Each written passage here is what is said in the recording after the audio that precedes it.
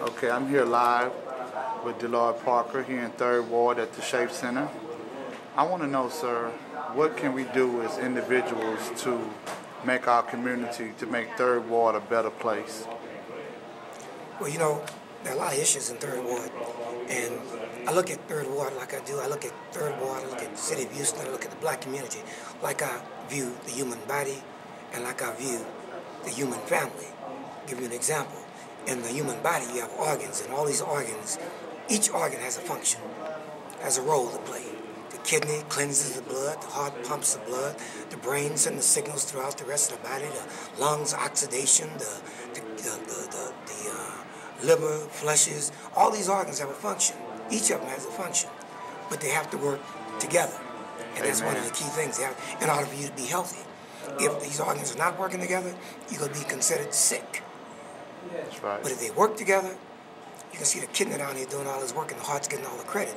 But if the kidney stops cleansing the blood, the heart is going to be in some serious trouble, because the kidney filters the blood, cleanses the blood that the heart pumps to the rest of the body. So they need each other. They're interdependent, and they have to work together. That's the human body. Let's take that to another level. Let's talk about the human family. In your family, you have different components, different organs. You have the mother, the father, the brother, the sister, the aunt, the grandmother, the elders. You have all of these components of the family. If any one of them is sick, it's going to have an impact on the whole family. If any one of them, say if you have a brother, and your brother is on drugs, or a sister, she's on drugs, and where's that first fix, or that first purchase? Who's going to be responsible for that first purchase? In other words, where they going to get the money from to buy the drugs? In most cases, somebody in that family. Who are they going to steal from first? Somebody in that family. So that's going. And when they steal something from somebody in that family, what they steal should have been used probably for the light bill, the gas bill, or the rent, or the mortgage. But that money is gone now because that person who was sick, who was addicted, stole something. So it has an impact on the whole family. So your light bill is due, you can't pay it because somebody who's sick took that. So any member of that family that's sick is going to have an impact on that whole family. So you have to make sure every component of that family is strong and that they're working together in unity. Strong family, strong nation. So we look at that just like that family. If one member is sick, the mother is not well, if they're not communicating, if they're at odds with each other, that's called dysfunctional family. That's right. And what makes a family functional is when they all recognize what each of their responsibilities is, and they work together to achieve harmony in that family. That's the second level. Now there's a third level, the community. In your community, you have organs in your community. You have the stores. That's the economic arm. The store, you have the businesses. Those are the economic arms. Then you have the schools. Those are the educational arm. You have the churches, the mosque, the temple, whatever. That's the spiritual arm. You have the health components. That's your nutritional arm. You have all these different components in your community. If one of them is not functioning properly, it's going to have an impact on that entire community. If a store in your community is selling Black and Mild, cigarettes, beer, 40 ounces, okay? And that's all, and that's what they're selling to you, to us. They're getting the money, the profit from that, and they're taking it to another community that they live in. You taking the Black and Milds and the tobacco, the cigarette, the beer, and the wine, and that's having an impact and effect on your health. So your community is getting sicker and sicker, more addicted, and the money that they make, they take it to their own community. And that community gets richer and richer, and your community gets poor and poor because you spend the money you make at that store that they make profits from to take it into that community. So your community is sicker because they're draining your community economically. Your community is sicker because they are providing negative things to your community like drugs, like alcohol, beer, tobacco. And your community gets sicker and sicker at the expense. They get richer and richer at the expense of our community getting sicker and sicker. That becomes a dysfunctional neighborhood, dysfunctional community. So when those stores are doing something healthy, when those schools are teaching, when the school stops educating, the religious institutions, spiritual institutions stop imparting spirituality and values.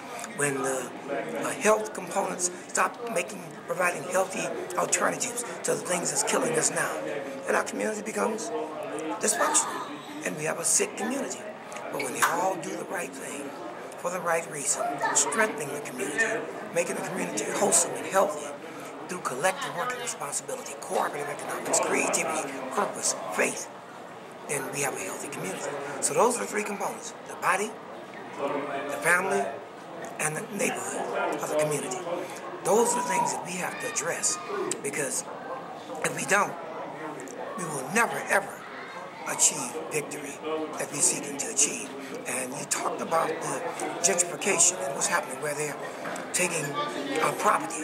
Well, I would suggest that more often than taking our property, we're giving them our property, because we allow ourselves to become subjects of exploitation. We allow ourselves to become subjects of individualism, subjects of a value system that brings us down. And I would suggest that when we see gentrification taking place, let's not fall into that diverse markets thing, because you said, well, my mother's, I'm dying, and I want to live now. I want to buy some food and some shelter, and I want to take care of my present conditions, because I may not be here next month. So I want to do it. So people sell their apartments, and they sell their house rather, and then they involve themselves in what's called reverse mortgage, because they don't have. And then when they die, the children expect to be able to receive the money of the house rather from that they leave, but they can't, because their parents put their house in that reverse mortgage, right? And they can't get it now. They have to buy it if they want it. There's a lot of things that we don't know. It contributes to gentrification and contributes to us losing our property to people who do not have our interests at heart, that we have to address. But we have to control our neighborhoods, control the businesses. We have to control those things that operate, the stores, the schools, because whoever controls the land, the property, controls the community. Whoever dictates the educational needs, the educational curriculum, calls the shots. They control our community. So we have to work on that. That's some other things. We talk about drugs in our community. We're talking about things that we need to really begin to focus on. I think you mentioned something about, we talked about gentrification and us keeping our property. But we know that you can't grow yourself in a land. Land is finite. When you run out of land, you out of land. But you can grow from the land. You can grow from the land. So we encourage people to hold on to the land. Don't let the land get away from us, because that is the source of strength for most of us. That's where we grow our crops. That's where we build our homes. That's where we raise our children. That's where land is crucial. But I'm not talking about the house that's on the land. I'm talking about the land, and the trees that we that we get the wood from, that we build houses with, come from the land. So the land could be a productive force, but we have to be willing and able to produce from it. The food we eat comes from the land. So these are things that we have to really be concerned about. I guess the bottom line is that we got a lot of work to do, and I know that in the course of time we'll do what we have to do, because I'm not a cynic. I believe that we will save ourselves. I believe in self-determination. I believe that. I believe in self-determination. And our salvation is within our hands. Our salvation is within our hands. We decide for ourselves. We name ourselves. We define ourselves. We don't have other people telling us who we are. That's why I embrace the 7 principles of Kwanzaa, the Nguzo Saba, unity of the family, self-determination, collective working responsibility, cooperative economics, purpose, creativity, and faith. 7 principles that we embrace to improve the quality of our lives in our families, our communities, and in this nation for black people, people of color. Thank you, my brother. Assalamu alaikum to you, my friend. Peace be with you. God bless you.